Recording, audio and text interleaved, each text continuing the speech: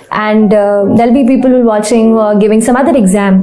तो एक basic thing है यार, have a big dream and don't fear. कई बार हम मिडिल क्लास फैमिली से होते हैं, छोटे शहर से होते हैं, लगता है बड़ा सोचेंगे तो पता नहीं कर पाएंगे कि नहीं, लेकिन यार सच बताऊं, सोचना सबसे जरूरी है. सोचो, make your dream and just लग जाओ, be determined, be very positive. There are going to be obstacles, there are going to be challenges, but let me tell you, challenges are meant to be challenged. तो कुछ भी आ जाए डरे मत, बड़ा गोल रखिए. जितना बड़ा गोल है उतनी बड़ी मेहनत होगी, तो आप पक्का सक्सीड करोगे. जरूरी है. First of all just find out कि आपका टाइम जाता कहाँ है. Many times we don't know, time just flies. Went to the class, given the test, खत्म. खाना खाया, थोड़ा एंटरटेनमेंट किया एंड इट्स डन. ऐसा मत होने दीजिए.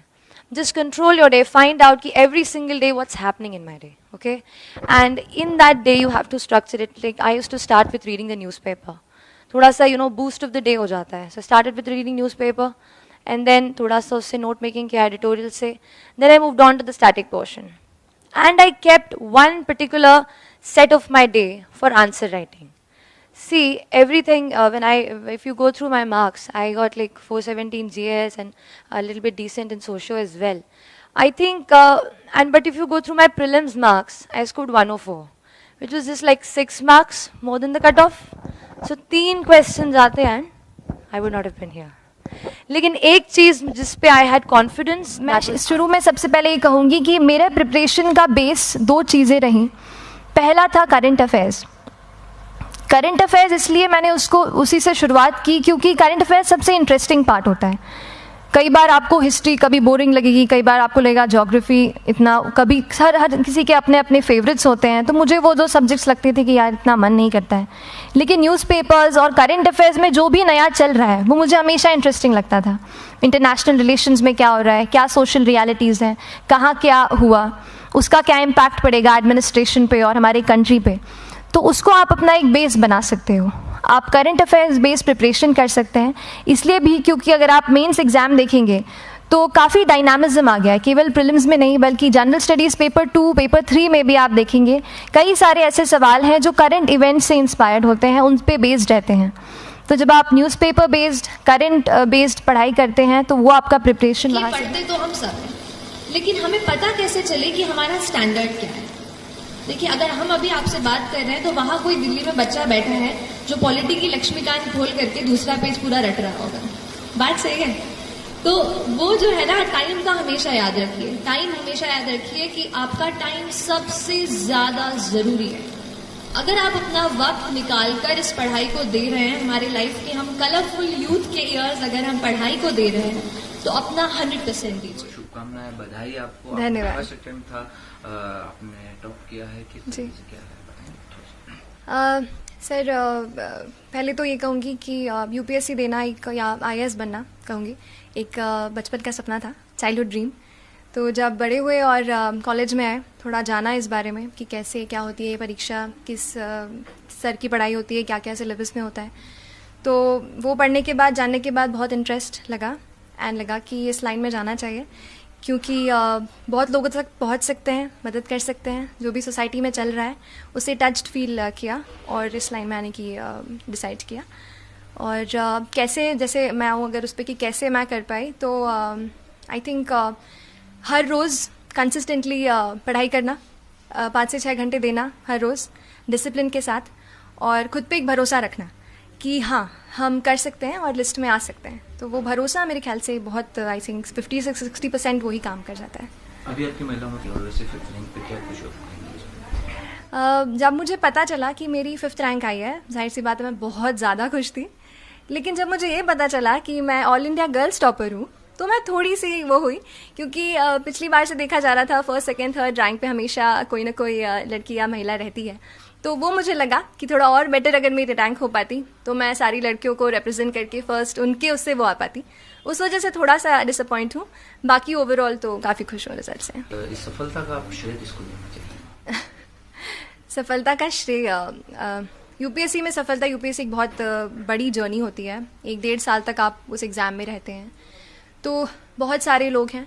मेरे मम्मी पापा सबसे पहले, जिन्होंने हमेशा सपोर्ट किया, जो भी प्रॉब्लम्स आई हमेशा मोटिवेट किया. मेरे कुछ खास फ्रेंड्स हैं जिनसे मैं कनेक्टेड रही और कभी भी दिक्कत होती थी मुझे हमेशा विश्वास दिलाते थे कि मैं कर पाऊँगी। और मेरे भाई, फैमिली मेम्बर्स और जो भी टीचर्स मेंटोर्स रहे हैं, जिनकी मैंने टेस्ट सीरीज़ ली या जो भी जिनसे पढ़ा, वो भी उनको भी मैं श्रेय देना चाहूँगी इसके रिज़ल्ट का। आपका फर्स्ट अटेम्प्ट आपने कब किया, कहाँ से किया, अपनी एजुकेशन के बारे में? मेरी स्कूलिंग सबसे पहले तो बताऊँगी कामिल कॉन्वेंट स्कूल BHEL से हुई है, और उसके बाद मैंने ग्रेजुएशन किया LNCT से केमिकल इंजीनियरिंग में, और मैं 2018 यानी लास्ट ईयर ग्रेजुएट हुई हूँ। और उसके बाद बस मैंने परीक्षा दी और भगवान की तरह से उत्तीर्ण हुई। बचपन से ही आपका ड्रीम था, लेकिन ग्रेजुएशन के बाद अच्छा आपने इंजीनियरिंग की पढ़ाई कर ली, उसके बाद फिर एकदम चेंज करके अपनी UPSC की तैयारी की। जी, लाइन चेंज नहीं कहूँगी, ये कहूँगी कि दिमाग में था, बट ऐसा था कि ग्रेजुएशन में आप इंजीनियरिंग कर लें, ऐसा चलता है ना कि आप इंजीनियर बन जाएंगे तो थोड़ा एक सिक्योरिटी ऑफ वो हो जाता है, उस वजह से इंजीनियरिंग लाइन में गई। बाकी एक डायरेक्शन और सपना तो सिविल सर्विस के लिए ही था, और फिर उसको मैंने परस्यू किया अपने कॉलेज की पढ़ाई के साथ।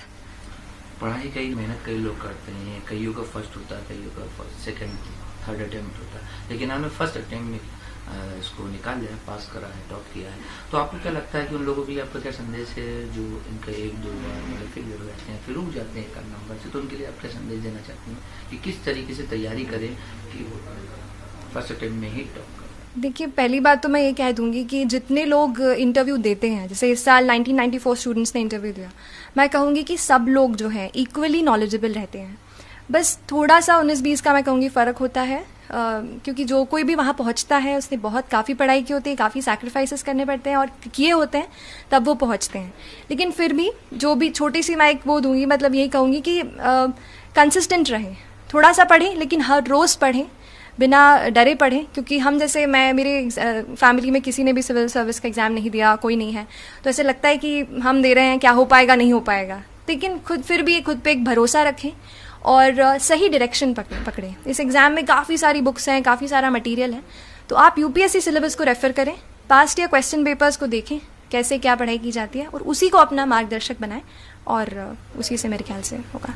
आगे अब आप क्या है कि क्षेत्र में ज़्यादा सोचती हैं कि महिलाओं के लिए, बच्चों के जी, लिए, मतलब आपने कुछ ऐसा प्लान किया होगा या फिर किस आपके मन में है, क्या भावना है?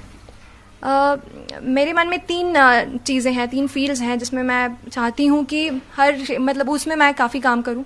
पहला तो महिला सशक्तिकरण का, महिला खुद हूँ, लेकिन उसके अलावा भी मैं कहूँगी कि महिलाओं की दशा थोड़ा और सुधारना, उनको और एम्पावर करना। दूसरी जो चीज़ है, जो मेरा फोकस मैं कहती हूँ, वो है एजुकेशन।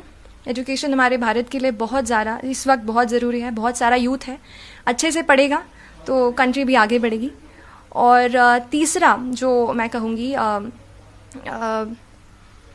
आई थिंक ये 2 मेरे दिमाग में अभी आ रहे हैं। कई बार शिकायत करते हैं, हम लोग भी आते हैं, हम लोग को मिलते हैं और अक्सर हम खबर देखते हैं कि बच्चे जो मोबाइल में जो एडिक्ट हो जाते हैं, उसमें गेम में या फिर व्हाट्सएप में, फेसबुक, सोशल मीडिया पे जी, कहीं ना कहीं पढ़ाई छूट जाती है। तो ऐसे बच्चों के लिए आप क्या संदेश देना चाहते हैं? ये तो बहुत इम्पॉर्टेंट सवाल है, एस्पिरेंट्स के लिए भी और जनरल बच्चों के लिए भी। अभी हुआ ये सर, इंटरनेट हमारे लिए सबसे इम्पॉर्टेंट चीज़ है। मैंने भोपाल से पढ़ाई किया, इंटरनेट में काफ़ी टाइम गुजारा, उसी से पढ़ाई लिखाई सब वहीं पे, लेकिन वो सबसे बड़ा डिस्ट्रैक्शन भी है। तो हमें ये ध्यान रखना है, पढ़ते हैं तो कोई भी सोशल नेटवर्किंग साइट से दूर रहें, और बच्चे हैं तो गेम्स एंड ऑल से तो दूर ही रहें। थोड़ा बहुत तो चलता है, डेफिनेटली हम रोबोट्स नहीं हैं, ह्यूमन बींग्स हैं, तो एंटरटेनमेंट चाहिए, लेकिन उसके अलावा हम ध्यान रखें कि हमारा जो लक्ष्य हमने डिसाइड किया है, जिसे हम पाना चाहते हैं, उसके लिए निरंतर प्रयास करें। सोशल मीडिया का इस्तेमाल करती थी श्रुति, अगर आपसे पूछें कि आपने टॉप किया है, तो आप किस तरीके से और कितना वक्त देती थी पढ़ाई के अलावा? सोशल मीडिया साइट पे तो मैं नहीं रही जब मैं पढ़ाई कर रही थी। व्हाट्सएप नहीं था, फेसबुक वगैरह पे नहीं थी ज़्यादा, और बाकी मैंने नहीं ज्वाइन किए थे। तो मेरे लिए मैंने ये बनाया था कि पहला प्रयास है मेरा, अंतिम प्रयास है, मुझे इसी में ही निकालना है। वो एक अंदर से था कि नहीं, अगर पहला है तो देना है, तो इसलिए फिर एक मोटिवेशन भी आया और नहीं किया फिर मैंने सोशल नेटवर्किंग साइट। चलिए, पहला भी अंतिम भी सफलता। जी, thank you so much, thank you.